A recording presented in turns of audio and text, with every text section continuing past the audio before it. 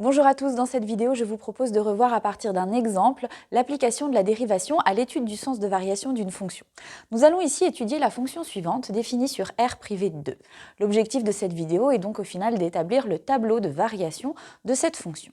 Avant de démarrer l'étude, j'aimerais revenir sur le domaine de définition de la fonction. Nous avons ici une fonction définie sur l'ensemble des réels sauf 2. Le 2 représente ici, si vous regardez votre fonction, qui est une fonction quotient, la valeur interdite du dénominateur, puisque c'est la valeur qui va annuler x-2. Cette valeur est donc à exclure du domaine de définition, et vous verrez dans votre tableau de variation qu'il est très important d'en tenir compte. Alors revenons sur la méthode globale. Pour étudier les variations d'une fonction, il s'agit, d'après le théorème qui a été vu en cours, d'étudier le signe de la dérivée de cette fonction. La première étape à faire, donc, dans l'étude des variations d'une fonction, est de dériver celle-ci. Vous reconnaissez ici une fonction du type u sur v, dérivée u'v moins uv' sur v carré, qui va donc se dériver ici en f' de x égale x carré moins 4x sur x moins 2 au carré. Je ne vous détaille pas le calcul de cette dérivée, mais je vous renvoie à la vidéo sur la dérivée d'un quotient pour voir le détail de cette étape-là.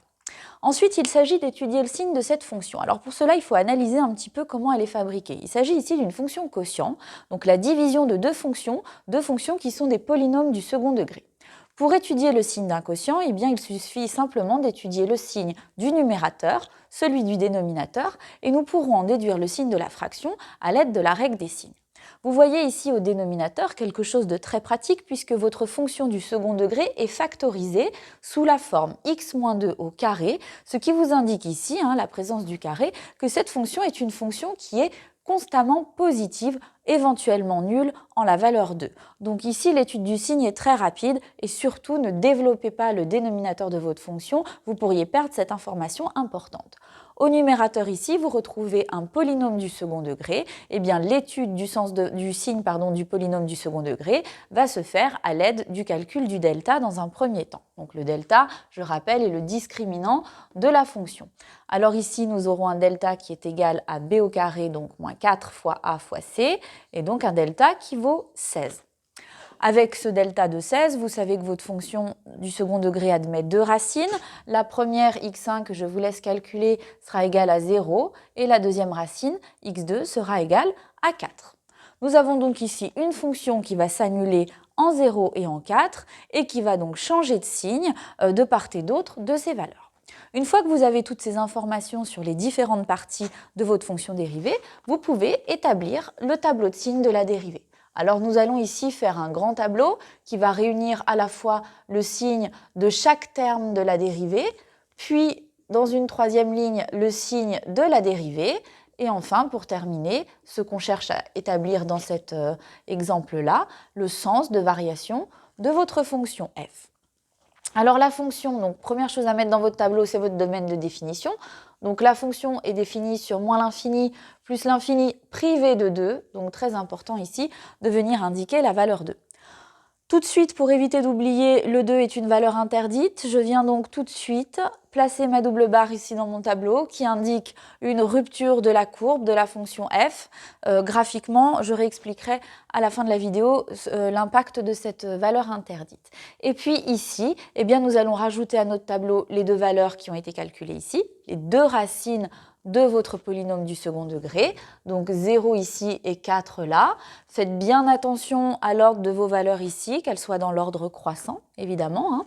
Et puis nous allons pouvoir donc ici étudier le signe. Alors pour simplifier la lecture du tableau, je vais vraiment le cloisonner comme ça, vous verrez pourquoi ensuite. Et puis je vais le faire aussi pour la valeur 2, je vais expliquer tout ça. Donc x carré moins 4x est une fonction qui s'annule en 0 et en 4. Polynôme du second degré avec un coefficient devant le x carré qui est positif.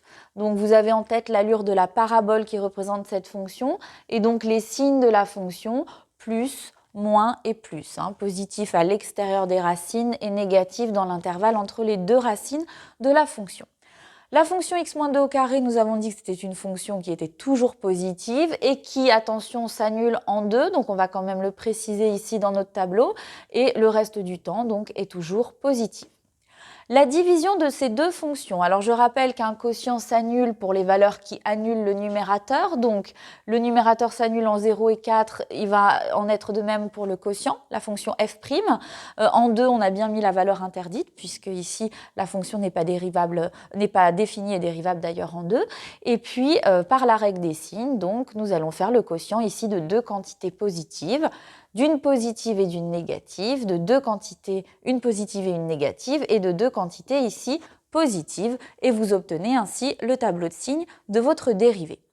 À partir de là, eh bien, il suffit ensuite d'appliquer le théorème du cours. Si la dérivée d'une fonction est positive, la fonction est croissante, donc sur l'intervalle ici, moins l'infini 0. Entre 0 et 2, la dérivée est négative, nous aurons donc une fonction qui est ici décroissante.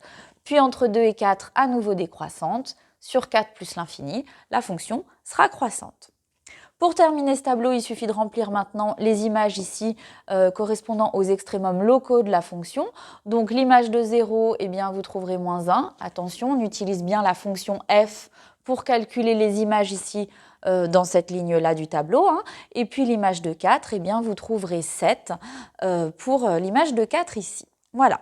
Alors pour résumer cette vidéo, eh bien l'étude des variations d'une fonction, vous voyez, tout se passe au niveau de la dérivée. Je calcule ma dérivée, j'étudie son signe avec plus ou moins de facilité. Ici, il a fallu décomposer en deux étapes d'étude de signe avant d'obtenir le signe de f'. Et puis il suffit ensuite de déterminer et d'en déduire les variations de la fonction. Je reviens sur un dernier point. Graphiquement, la valeur interdite de ma fonction ici, qui vaut 2, va représenter une fonction qui est coupée en deux morceaux, entre guillemets. Donc une partie de courbe entre moins l'infini et 2, une autre partie sur 2 plus l'infini. Et vous avez ici ce qu'on appelle en 2 une asymptote à la courbe. Cette notion sera vue plus tard.